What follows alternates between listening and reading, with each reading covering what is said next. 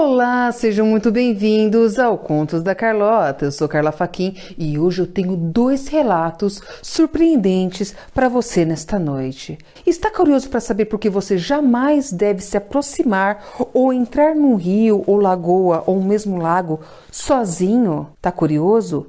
Fique conosco. Solta a vinheta.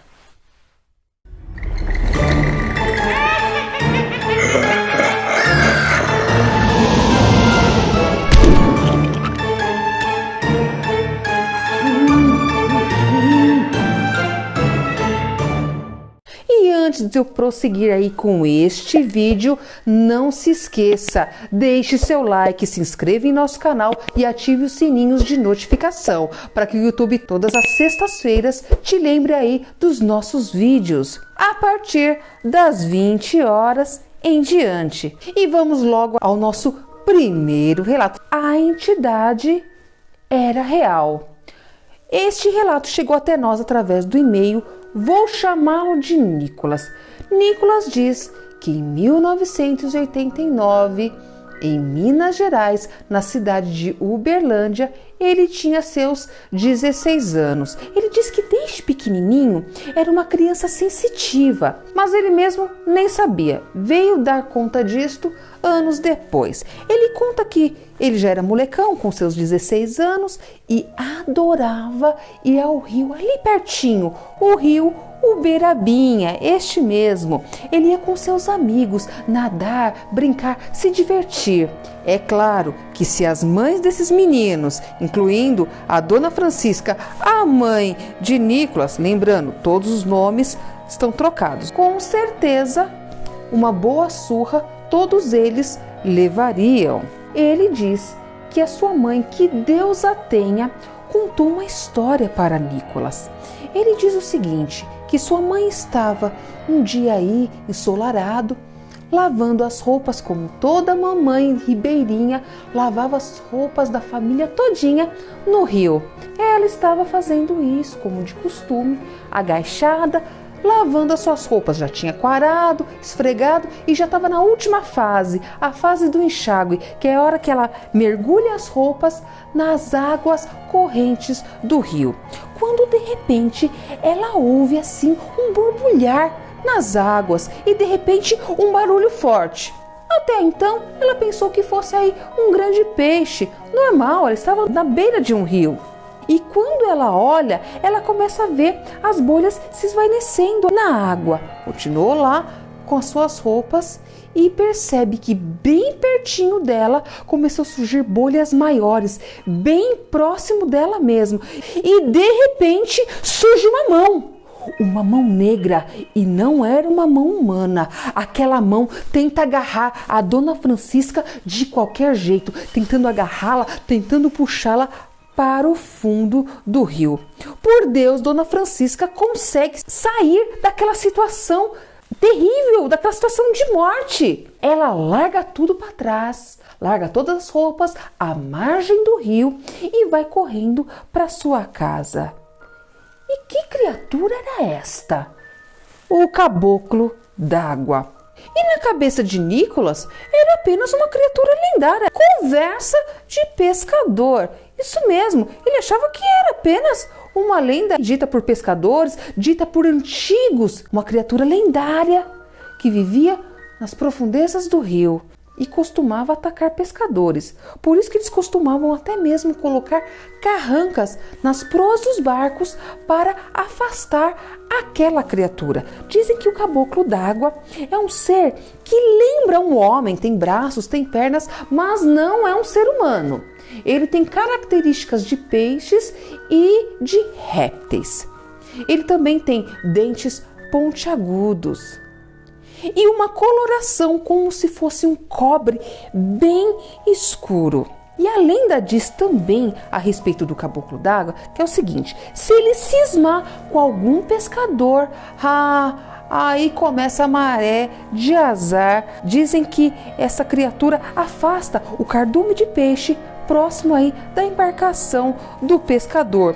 Por isso que o pescador costuma utilizar as carrancas talhadas na madeira, que é para afastar a criatura, porque diz que eles usam como uma espécie de amuleto ou mesmo um patuá, um amuleto aí de proteção. Dizem que ele tenta a todo custo afogar esses pescadores, tentando virar os barcos e afogá-los nas profundezas do rio escuro. Alguns pescadores também costumam relatar que eles carregam consigo fumo para lançar no rio. Dizem que quando essa criatura ela pega esse fumo, ela até ajuda o pescador na pescaria. Nicolas, até então achando que isso tudo era uma lenda, vendo a sua mãe contar aquela história, ele falou: meu Deus, então essa criatura existe mesmo, não é apenas uma lenda não. Ele combina com seu irmão e os amigos que ele costumava muito a nadar no rio Ubirabinha. Eles se ajuntam todos e todas as noites eles subiam no alto de um morro que dava visão para o leito e para a margem do rio. E todas as noites aquele grupo, num grande coral, vamos dizer assim, ecoavam o seguinte: Caboclo, saia da água que nós queremos lhe ver. Caboclo, saia da água que nós queremos lhe ver. Caboclo, saia da água que nós queremos lhe ver. E foram noites e mais noites e nada daquela criatura sair. Os meninos até se encheram e nem apareceram mais. E numa noite, apenas Nicolas e seu irmão, numa noite de lua cheia, eles sobem naquele morro e novamente gritam: Caboclo, saia da água que queremos lhe ver.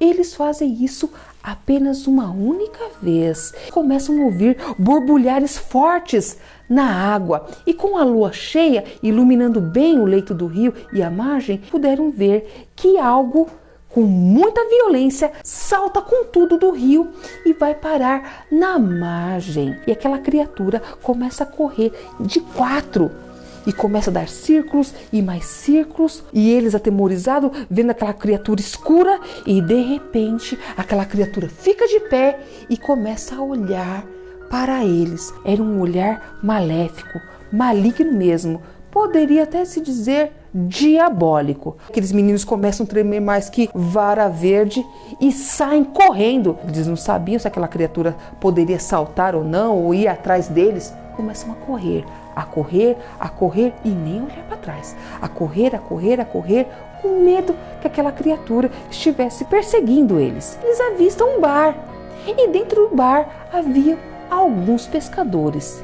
E eles chegam neste bar esbaforidos, com a língua para fora, e aqueles homens veem o medo e o temor nos olhos de Nicolas e de seu irmão. Aqueles homens acreditam nos dois meninos, acompanham os meninos, levam eles até o alto do morro onde eles estavam e mostram: olha, a criatura estava bem ali. Os dois apontam o mesmo local, e aqueles pescadores bem armados com facões e armas de grande calibre vão até o local apontado pelos meninos e realmente constatam ali pegadas em formas de círculos, pegadas com mãos e pés, e veem que realmente formavam um círculo e de repente aquelas pegadas acabavam já no rio. Pôde-se perceber que realmente uma criatura esteve ali e foi parar no fundo daquele rio. E os pescadores voltam e relatam tudo para Nicolas e seu irmão. Nicolas diz que até hoje ele morre de medo de passar próximo de um rio, de um riacho, lagoa, até mesmo do mar. Que grande trauma, hein? Segundo relato. Este segundo relato, vou chamá-lo de Marcos. Marcos também nos enviou aí o relato na mesma semana que Nicolas. E olha a coincidência, gente. Numa mesma semana eu ter dois relatos de uma mesma criatura. Só que Marcos, ele não conta que local foi, não conta que época que foi. Ele só diz que o seu avô era um grande pescador. Esse pescador, o avôzinho de Marcos, que vou chamar de senhor João, o seu João, ele tinha uma canoa, uma pequena canoa, ancorada ali às margens do rio próximo da casa dele. Vai até sua canoa, leva todas as tralhas de pesca, põe em sua pequena embarcação, solta as cordas e começa a remar até o meio do leito daquele rio. Por que até o meio do rio? Porque é ali que as águas são mais profundas, onde tem maior número de cardume de peixes, uma variedade maior, peixes maiores. E ele gostava de pescar, não era de dia nem à tarde, era à noite, adentrando aí a madrugada, que ele disse que era um horário que os peixes vinham com mais facilidade. E ele estava lá, como sempre fez, pescando na madrugada, aquele silêncio, porque de madrugada você não ouve nem o piar dos passarinhos. Aquele silêncio, de repente, é quebrado com um grande barulho.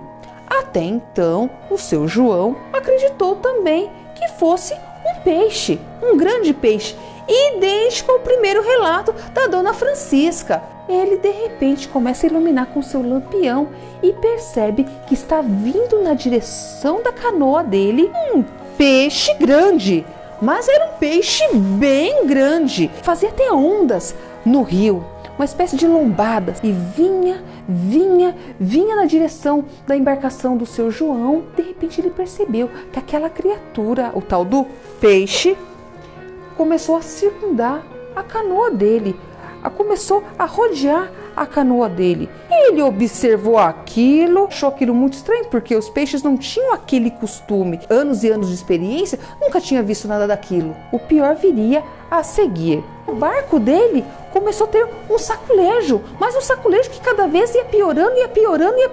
Ele começou a ficar com medo, falou, gente, isso não pode ser peixe, peixe não faz isso.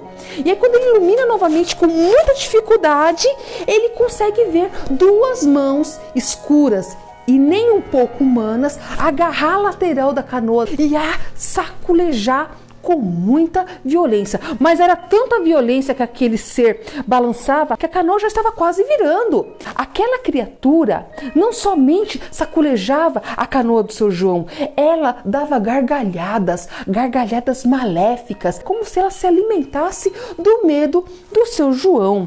E o seu João já estava todo aterrorizado, morrendo de medo, vendo que a morte estava chegando até ele. Ele se lembrou do seu facão.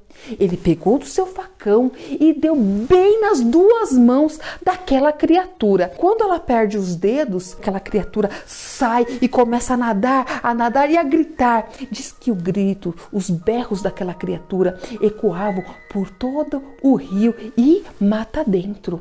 E aquela criatura, ele diz que adentrou ao fundo do rio e foi-se embora. O que o seu João fez? Pegou seu remo e foi remando rapidamente à margem do rio. Largou lá a canoa dele de qualquer jeito, as traias de pesca, largou tudo para trás e foi correndo para sua casa e contou toda a história para o seu neto, o Marcos, que diz que até hoje morre de medo de ir para uma pescaria. Mesmo acompanhado, ele morre de medo de ver o caboclo d'água, ou como o avô dele diz, o nego d'água. O caboclo d'água também tem outros nomes, negro d'água ou nego d'água, mas é a mesmíssima criatura. Essa criatura diz que ele é muito avistada no Rio São Francisco, é o velho Chico. Diz que assombra aí os pescadores de toda Minas Gerais, parte do Nordeste, porque o Rio São Francisco também adentra aí parte do Nordeste. Diz que essa criatura já foi vista no Paraná, já foi vista também em Manaus. E antes de terminar aí o nosso vídeo, não se esqueça, deixe seu like, se inscreva em nosso canal e ative os sininhos de notificação. Se você conhece essa história do caboclo d'água ou nego d'água, aconteceu isso com meu avô, com a minha avó, meu tio viu, eu mesmo vi essa criatura, envie para nós no contosdacarlota@gmail.com, contosdacarlota@gmail.com. Gente, fiquem com Deus, tomem cuidado aí quando adentrar o rio, hein? Tchau!